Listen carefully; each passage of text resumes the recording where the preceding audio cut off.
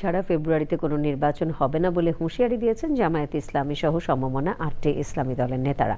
পল্টনে আয়োজিত সমাবেশে তারা বলেন, দাবি আদায়ে তাদের আন্দোলন দুর্বার গতিতে চলবে। বলেছেন, সরকার শান্তিপূর্ণ ভাষা না বুঝলে যে ভাষায় বুঝবে তাই করা হবে। তাফহিমুল ইসলাম জানাচ্ছেন। জুলাই সনদের আইনি ভিত্তি ও নির্বাচনের আগে গণভোট, লেভেল প্লেইং ফিল্ড নিশ্চিত করা সহ 5 দফা দাবি আদায়ে জামায়াতে ইসলামী আন্দোলন সহ সমমনা 8 দলের সমাবেশে বক্তব্য রাখেন দলগুলোর শীর্ষ নেতারা।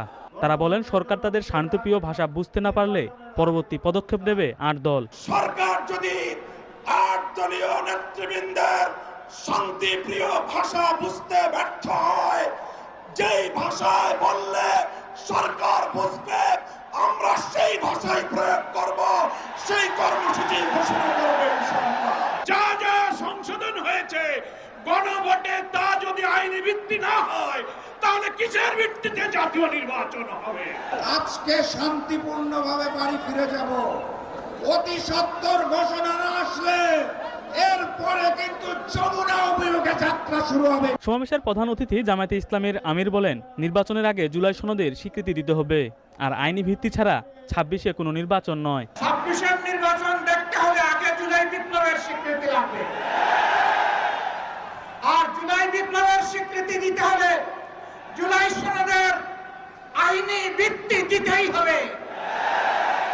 এই আইনি ভিত্তি ছাড়া কোনো নির্বাচন অনুষ্ঠান হওয়ার কোনো সম্ভাবনা নেই। নব্য ফ্যাসিস্টরা পালানোর পথ পাবে না মন্তব্য করে ইসলামী আন্দোলনের আমির বলেন, দাবি বাস্তবায়ন না হলে কঠোর আন্দোলনে যাবেন তারা।